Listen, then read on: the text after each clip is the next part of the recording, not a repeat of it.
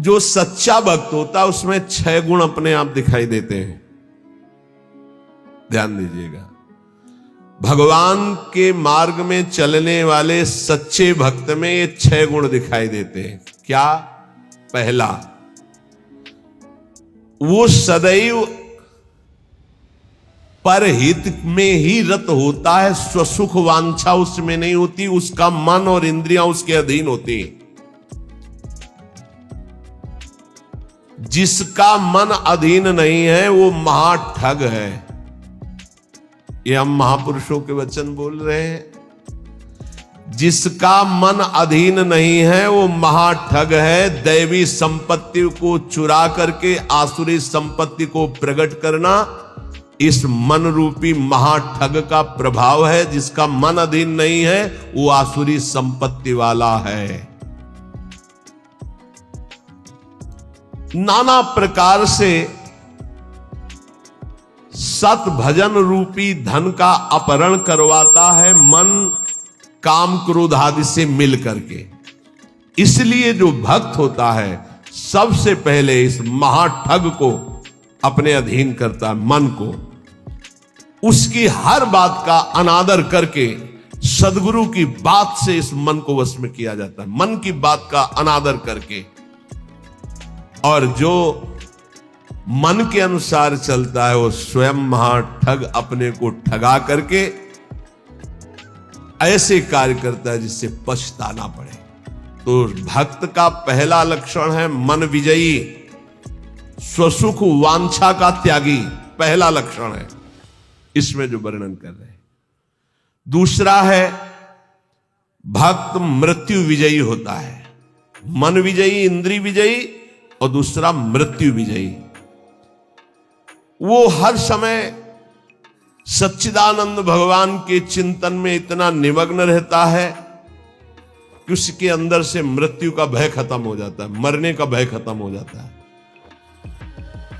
मन और इंद्रियां अधीन और मृत्यु के भय से मुक्त, भक्त का लक्षण। जिए काल बस ना परे, समुझ जियाए शरण ते डरत ना काल डर, शुद्ध भक्त का लक्षण। तीसरा, सदैव गुरुदेव और भगवान के अनुकूल ही कार्य करने वाला, जिससे गुरुदेव की आज्ञा पालन और भगवान की प्रसन्नता हो, उसके अलावा कोई भी अन्य कार्य उस भक्त के द्वारा नहीं हो सकते। अर्थात तस्मात् शास्त्रम प्रमाणम ते कार्याकार्यो व्यवस्थित हो। उसके आचरण साधुता के अनुकूल, गुरु के अनुकूल, शास्त्र के अनुकूल, भगवान के अनुकूल। श्री कृष्ण अनुकूलेन प्रतिकूलस्य वर्जनम, प्रतिकूलस्य वर्जन, प्रतिकूल को त्याग दिया, विसर्जनम पूर्ण रूप से त्याग दिया। पहला है मन और इंद्रियों को वश में करने वाला। अगर मन और इंद्रियों को वश में नहीं किया तो महाठग होगा, क्योंकि मन बहुत ठगी है। वो सारी देवी संपदा को चुराकर आसुरी संपदा प्रकाशित करता है, इसलिए उसका स्वभाव ठगी हो जाएगा। जो मन और इंद्रियों को वश में नहीं किया, ठगी का मतलब पाखंड, बाहर से बड़ा और अंदर से पोला। अंदर से वही काम क्रोध लोभ मोह मद की प्रवृत्तियां, वही धन, वही भोग वासनाएं। बाना कुछ और है और आचरण कुछ और है। दूसरा है मृत्यु पर विजय प्राप्त की, मृत्यु के भय का नाश हो गया, वही भक्त है। पहला लक्षण शरणागति में आता है निर्भय, मृत्यु का भी भय खत्म हो गया है। तो जो साधक है वो चल रहा है, लेकिन वो मृत्यु से थोड़ी डरता है, वो तो चल रहा है प्रभु की तरफ। और जो प्रभु का भक्त हो चुका है उसके अंदर मृत्यु का भय कैसे होगा। तीसरा, भूल न दे कुमारक पाऊं, गुरु और इष्ट के प्रतिकूल आचरण बन ही नहीं सकता भक्त के द्वारा। वो सदैव गुरुदेव की आज्ञा और इष्ट देव की प्रसन्नता पर ध्यान रखकर कार्य करता है। चौथा, सदैव देखता रहता है कि मेरे गुरुदेव, मेरे इष्ट देव मुझे देख रहे हैं। मैं जो भी आचरण कर रहा हूं मेरे गुरुदेव देख रहे हैं, मेरे इष्ट देव देख रहे हैं। एक शिष्य बनने के लिए 2 लोग गए, गुरु ने दोनों को तरबूजे दिए। कहा एक तुम जाओ ऐसी जगह से अमनिया करो जहां कोई देख ना रहा हो, ऐसी जगह जाके काटो जहां कोई देख ना रहा हो। एक आए थोड़ी देर में काट के बैठ गए, बोले उसको भी आ जाने दो। शाम तक घुमा, लौट के ऐसे ही पूरा रख दिया, जिससे अमनिया की हुई बैठे थे उनसे पूछा कि तुम बहुत जल्दी आ गए मनिया करके, कहाँ? बोले प्रभु एक ऐसे एकांत स्थल में गया, आसपास देखा कोई नहीं था, चिड़िया भी नहीं थी, वहां से काट के ले आए।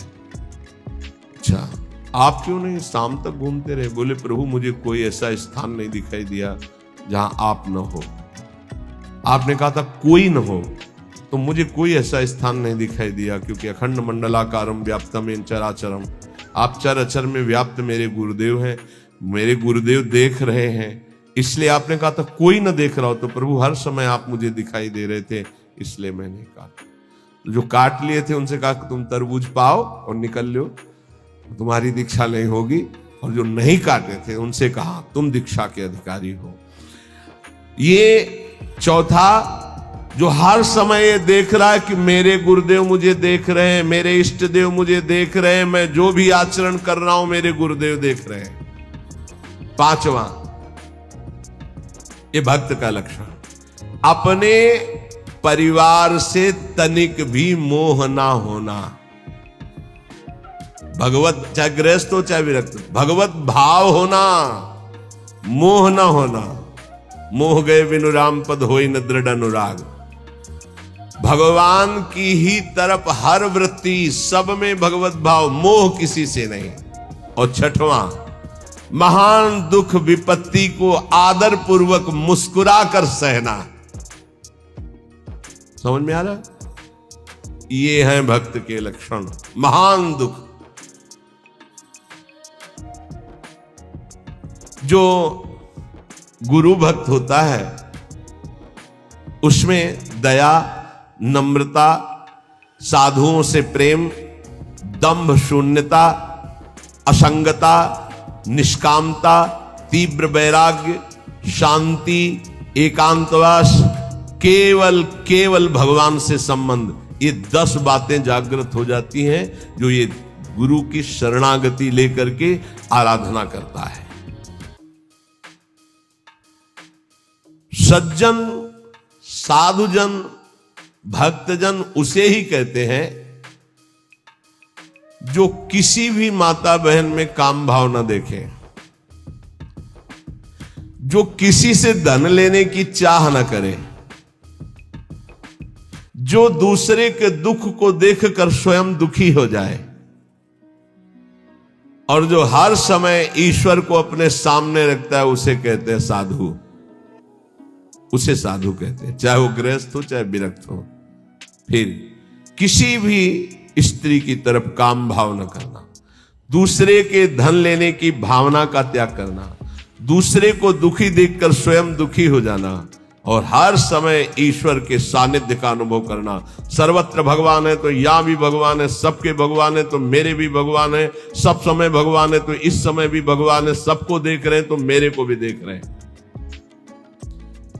श्री भगवान का अखंड स्मरण,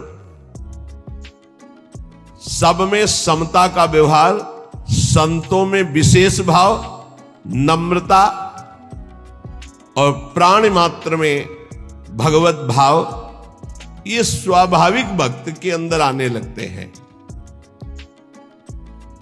जो विषयों का संग्रह, भोगों का चिंतन, दूसरे शरीरों का आकर्षण भोग वासना से, और रुपया पैसा की प्रियता, वो महामूर्ख है, वो भगवान का भक्त नहीं हो सकता। महामूर्ख इसलिए कि मूर्ख उसे कहते हैं जो कबाड़ बटोरता है, बुद्धिमान उसे कहते हैं जो कीमती वस्तु लेता है। कीमती वस्तु हरि नाम में भगवान को छोड़कर कबाड़ बटोर रहा है। भेष बहुत अच्छे व्यापारी का है और कबाड़ बटोर रहा है। भेषधारी हरि के उर सालें, भगवत ऋषि जी ने कहा। जब तुम्हारे सामने धर्म और भजन की बात आवे तो उसे कल के लिए मत टालिए, तुरंत उसे स्वीकार कीजिए। और जब पाप की बात आवे तो तुरंत कल के लिए टाल दीजिए, उसको लंबा टाल दीजिए। शायद अभी बुद्धि ठीक नहीं है, उसको लंबा टाल दीजिए। लेकिन धर्म और भजन और सेवा की बात जब आवे तो उसे कल के लिए मत टालिए। अभी काल करे सो आज कर, आज करे सो आप पल की में परलय होएगी, बहुर करेगो कब। भोजन की चिंता का तनिक भी भाव भक्त के हृदय में नहीं होता, भोजन कहां मिलेगा। दूसरा, अर्थ की व्यवस्था से जीवन यापन करने का स्वभाव भक्त का नहीं होता। तीसरा, भयानक रोग आने पर मस्ती में कोई फर्क ना पड़े। चौथा, कोई भी संग ना दे तो भी असंग भाव में नित्य मगन रहे। ये भक्तों के लक्षण वर्णन हो रहे हैं। भोजन की चिंता का त्याग, धन की व्यवस्था से जीने की भावना का त्याग, भारी रोग की स्थिति में मस्ती में कोई फर्क ना आवे भक्त का लक्षण, और किसी के भी संग में उसकी कोई रुचि नहीं है, असंगता का उसको सुख है। जब हम नए नए संत वेश में थे तो श्री स्वामी ओंकारानंद सरस्वती जी महाराज नजफगढ़, बहुत बड़े महापुरुष थे, उनके दर्शन करने गए तो उन्होंने कहा, अच्छा बेटा संत बन गए हो। पहले से वो कृपा करके घर जाया करते थे, बहुत से संत भगवान जाते थे, तो बहुत अच्छा बहुत अच्छा। देखो बेटा संतों का जीवन, आज उसे लिखा पाया है, हाँ वहां तो उसने समझाया था तो समझ गए। जो संतों में लक्षण, तो वो श्वान के 10 लक्षण महान संतों में पाए जाते हैं, ये लिखी है इसमें बात। और वो बात हमको बचपन में बताई थी इससे, इसीलिए जो आप लोग सुनते हैं सब संतों की जूठन है, महापुरुषों के अनुभव, जो छाती का अनुभव सब मिलाकर, तभी आपको जो कुछ भी वो तभी अनुभव में आता है। उन्होंने उनके श्रीमुख से, जो ये तो अभी तो बताएंगे, उनके श्रीमुख से कि बेटा, बोले पहला लक्षण, एक बार मैं भिक्षा मांगने गया तो जिसके दरवाजे पे गया तो उसने कहा रुको, रुक गए। क्यों रुके? चल भाग यहां से। मैं चल दिया। ए स्वामी जी रुको रुको रुको, आ जाओ। फिर गए, बोले 7 बार बेटा उसने दबकाया, 7 बार भगाया, और 7 बार मैं वापस गया, 8वीं बार उसने भिक्षा दी। ठीक बोले, कुत्ते का ऐसा ही स्वभाव होता है, ऐसे करके रोटी डालो, डंडा मारो, फिर चल, फिर कुछ करो, फिर आ जाएगा। उसको माना अपमान का किंचन मात्र ध्यान नहीं रहता। ऐसे ही महान संतों का स्वभाव होता है। एक स्वभाव कि आप ऐसे करो, फिर तो एक बार देखेगा, फिर लौट के आएगा, फिर आप डंडा हुआ, फिर दबका दो, फिर वो जय बार करोगे तय बार वापस। उसे माना अपमान का बोध नहीं होता। श्वान के ये 10 लक्षण महान संतों में पाए जाते हैं।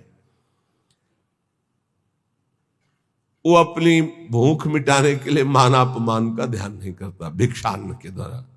इसमें केवल इतना संकेत विस्तृत से उन्होंने बताया था। दूसरा,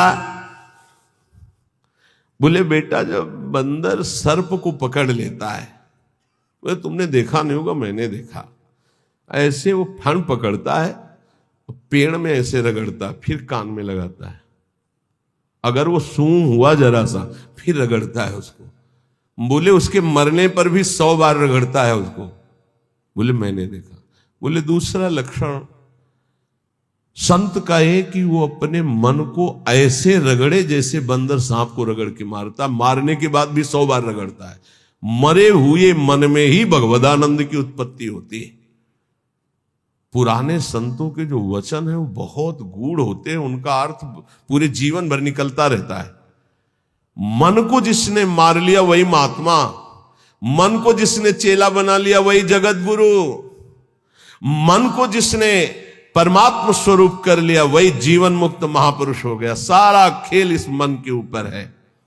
तो कह रहे पहला कि भूख मिटाने के लिए माना अपमान का बोध न रखना, जो भी बताया। दूसरा, जैसे श्वान का कोई पर्सनल घर नहीं होता है, पर्सनल घर दरवाजे पे भी पड़ा रहता है।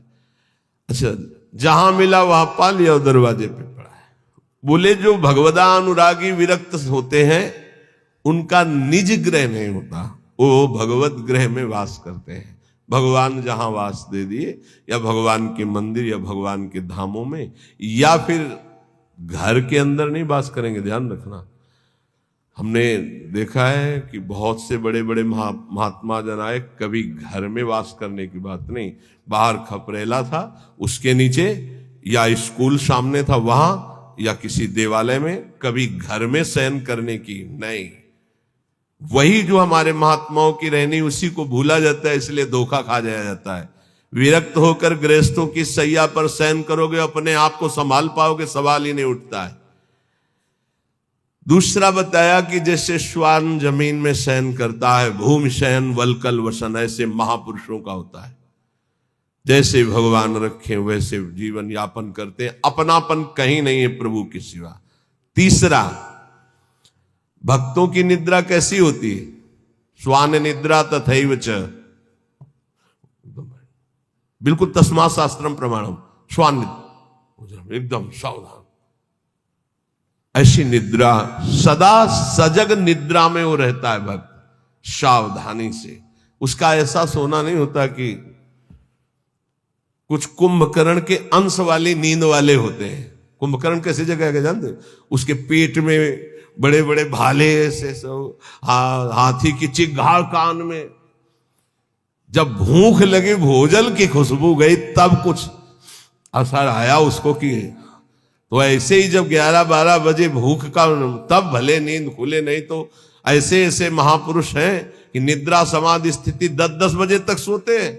हमें लगता है कि अगर परसेंट जोड़ा जाए तो 80% ऐसे सोते हैं। 20% होंगे पूरे देश में जो जगते होंगे 4 बजे 3 बजे और अपनी साधना भजन में, नहीं तो प्राय ऐसे 2 बजे तक मस्ती की और फिर सो गए और 11 बजे तक सो रहे, और भगवान सूर्य उनकी आयु श्री कीर्ति यह सबका अपहरण कर रहे हैं और उनको पता नहीं। भक्ति की निद्रा श्वान निद्रा तथैव च। और इसके बाद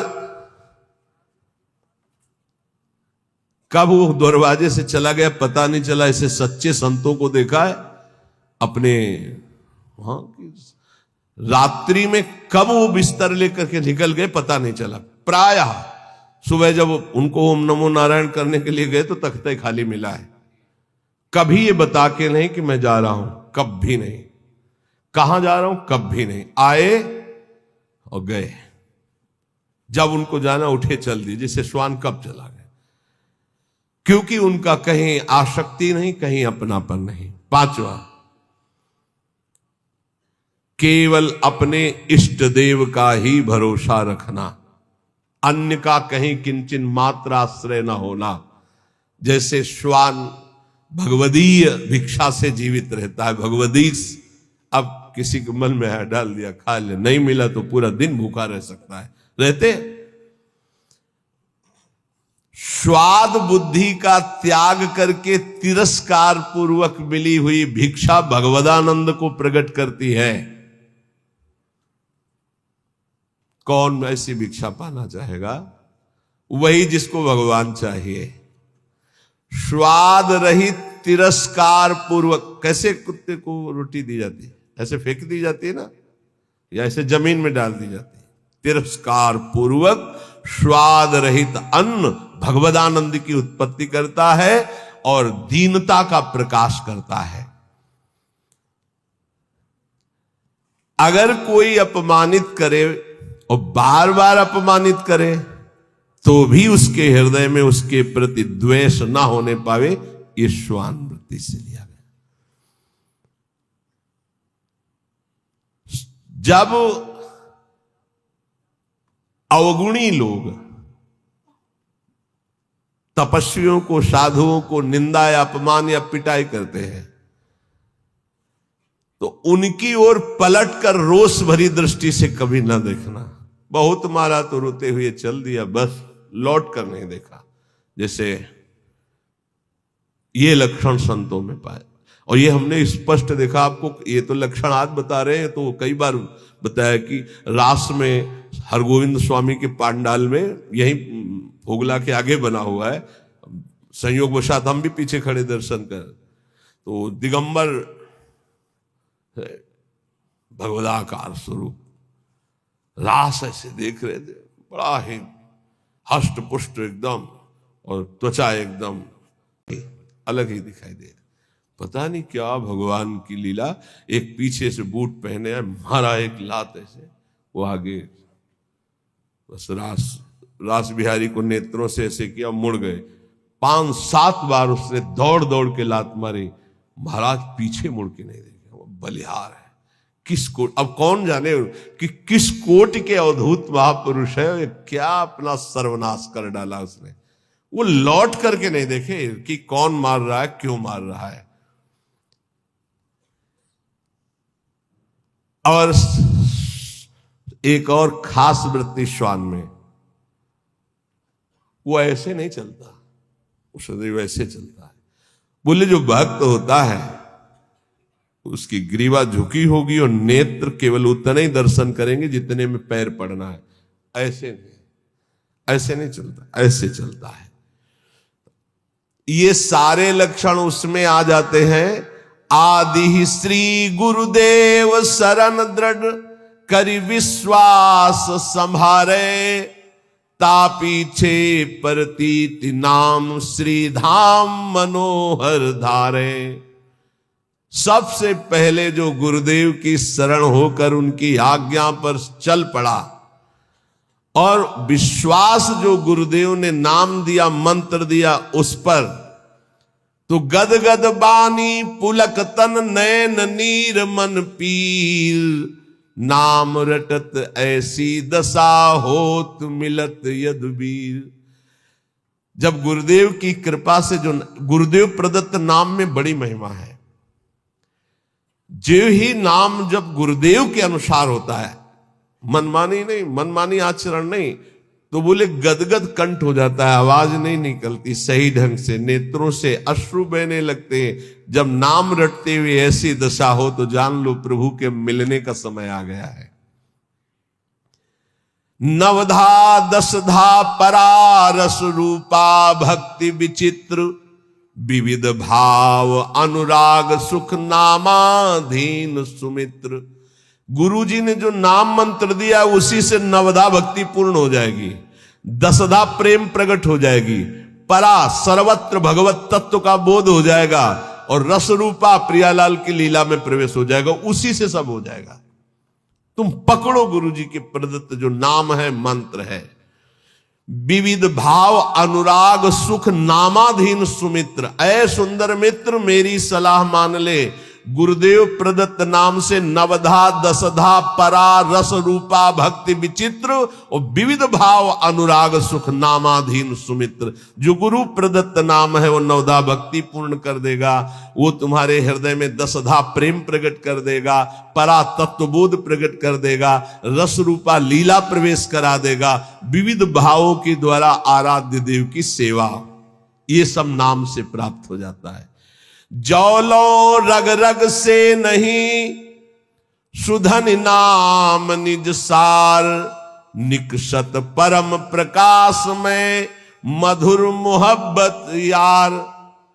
ए मित्र, जब तक तुम्हारे रोम रोम में नाम की धड़कन नहीं समा जाएगी तब तक ये मोहब्बत नहीं होगी प्रभु से, प्यार नहीं होगा प्रभु से। इसलिए रटिलो मन मन लीन सहित श्री नाम ही तोलो।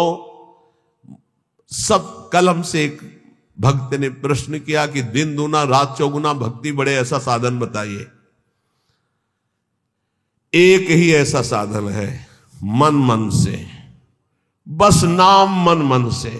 अगर दिन दूना रात चौगुना भक्ति न बढ़े तो आप हमसे बताइएगा। ये सब बाहरी सेवाओं का, बाहरी कार्यों का फल है कि आपका अंदर का चिंतन तैल धारावत इष्ट देव में हो जाए।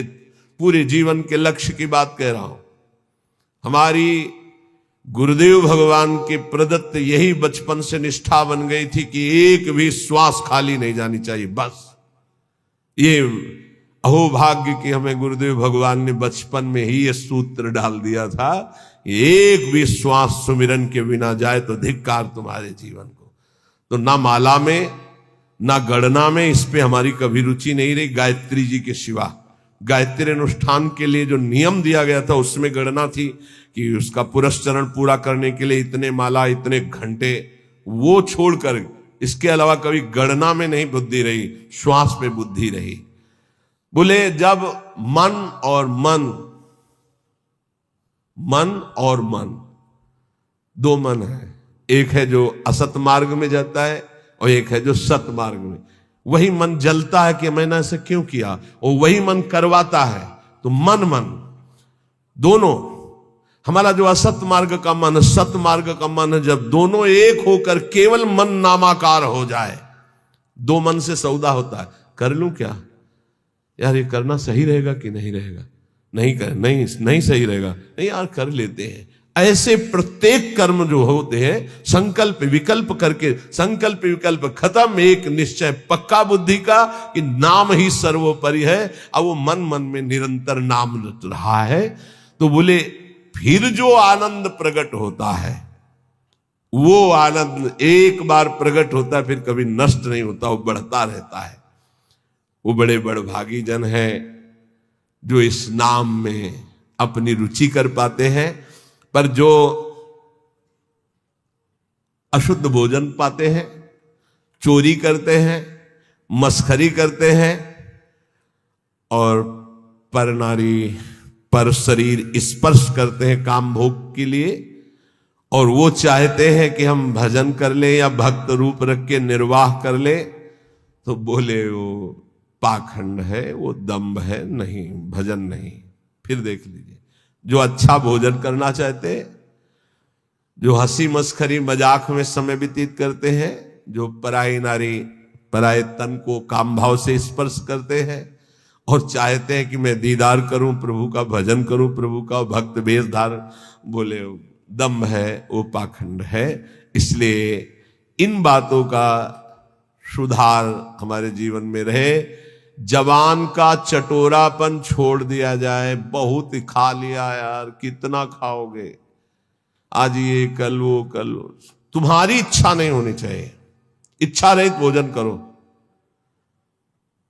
देखो ये बात बैठा लीजिए, बहुत जरूरी है। इच्छा रहित, इच्छा क्या है तुमसे खुद पूछा जाए तो तुम्हारे हृदय में ढूंढने पर इच्छा ना निकले, आज क्या बनना चाहिए, तो आपके हृदय में ही नहीं आना चाहिए कि क्या बनना चाहिए, ये नहीं होना चाहिए।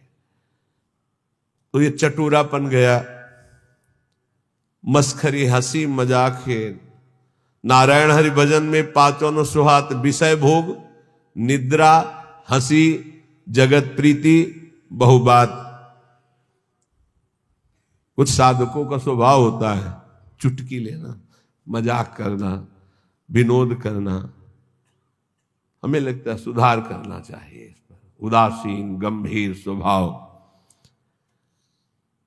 किसी भी शरीर को काम भाव से स्पर्श न करे। देखो अलग अलग होता है, वो अंदर का भाव होता है। बच्चों को, बच्चियों को या किसी भी शरीर को अगर आपको शुद्ध भजन में चलना है तो एक, फिर हम वहीं आ गए मोबाइल में। कल एक बच्चा बहुत विकल होके रो के सभा में कह रहा था ऐसे, उनका नाम जप करो बच्चा इससे ठीक हो जाए। बोले कुछ नहीं रह गया उपाय, गुस्सा आ रहा है तुम्हारे ऊपर। बताएं तुम्हें क्यों उपाय नहीं रह गया? तुम गंदी बातें देखते हो ना मोबाइल में? बोले जी। गंदी क्रिया करते हो ना? जी। अगर आप यहां तो शास्त्र में लिखा है स्पर्श मत कीजिए काम भाव से किसी भी शरीर को, चाहे पुरुष शरीर हो, चाहे स्त्री शरीर, चाहे बच्चा, किसी को भी। वैसे तो ऐसे क्यों स्पर्श करो किसी को? पर अगर कभी तो किसी को उठाने के लिए, गिराने के लिए क्यों स्पर्श करो काम भाव ऐसे? अगर आप मोबाइल रखते हो तो भैया बचना, बहुत खतरनाक है और बहुत अच्छा है। दोनों बात। अच्छा है कि सत्संग सुन के आप सुधार कर सकते हो। बुरा इतना है कि सबसे ज्यादा खतरनाक ये है, नवीन नवीन अवस्था में जिस प्रपंच से बचने के लिए हम एकांत सेवन करते हैं, उसी एकांत में सिटकिनी बंद करके ये मोबाइल से जो आजकल देखने का गलत, ये बहुत बड़ा संस्कारहीनता पैदा करता है। ए भाई, अगर आपको कोई ज्यादा आवश्यक हो तो इतना बड़ा मोबाइल नहीं आता हो 2000 वाला, वो रखो। उसमें वो शीशा नहीं होता, वो देखने वाला, जिसमें वो आप चित्र वित्र देख सके।